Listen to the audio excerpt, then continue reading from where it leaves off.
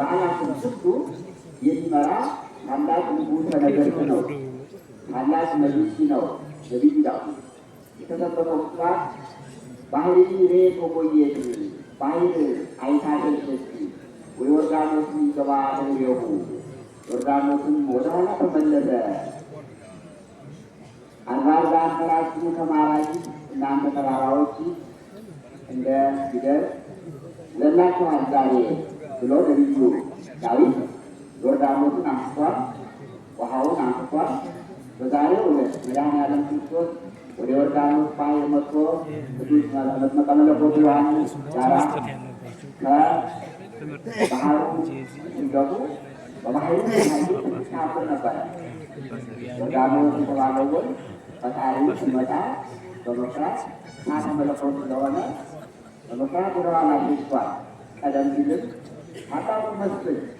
ታላቁ መስፍን መስፍነ እስራኤል ኢያሱ ወልደ ነዌ እስራኤል ይዞ ወደ ምድረ ርስት ወደ ቅድስት ሀገር ወደ ኢየሩሳሌም በሚሻገርበት ጊዜ ዮርዳኖስ ላይ ሲደርሱ የዮርዳኖስ ወንዝ አልተነሳ ዝም ብሎ እኮ ነው የሚንቀሳቀሰው። ካህናት ከባህሩ ጋር እንዳሁኑ ሲቆሙ ዮርዳኖስ ተከፍሏል። አያላቸው ታቦቱን ይዘን የወረሰ ለዚህ ነው። ዛሬ የተጀመረ አይደለም።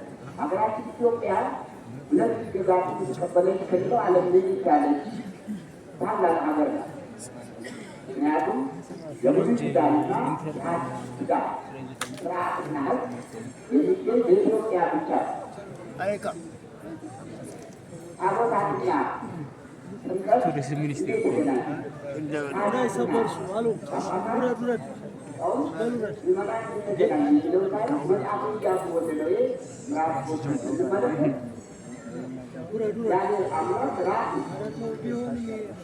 ታቦቱን የተሸከሙ ካህናት ዮርዳኖስ ሲደርሱ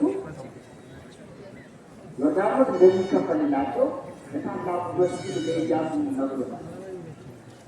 ሕዝቡና ምዕመናኑ ከታቦቱ ያላቸው ርቀት 2000 እንደሆነ እግዚአብሔር ራሱ ተናግሯል። ታቦቱ ሲታየ ማለት ነው። ካህናቱ ታቦቱን ተሸክመው ከባህሩ ጋር ሲደርሱ ዮርዳኖስ ወንዝ ተከፍሎላቸዋል። ያታሪካል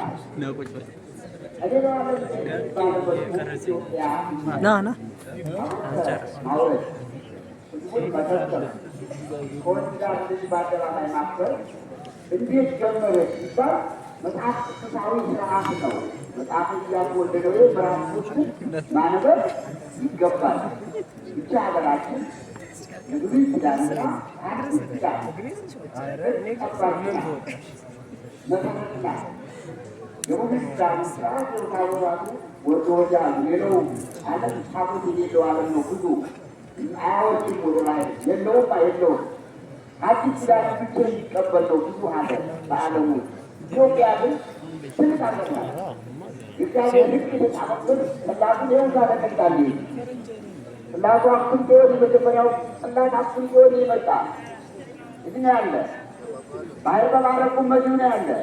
የኢትዮጵያ ነገሥታት በእውነቱ የሄራን ነገሥታት ታላላቅ ነገሥታት ስለነበሩ ያንን ስርዓት የብሉይ ኪዳንና የሐዲስ ኪዳን ልክ እንዲህ በአደባባይ ባለመስቀሉንም በአደባባይ ባለመስቀሉንም በአደባባይ እንዲከበድ ያደረጉ ነገሥታት ናቸው።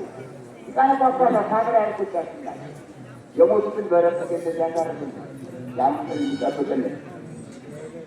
ወደ አዲሱ ስንመጣ ጌታችን መድኃኒታችን ኢየሱስ ክርስቶስ ወደ ዮርዳኖስ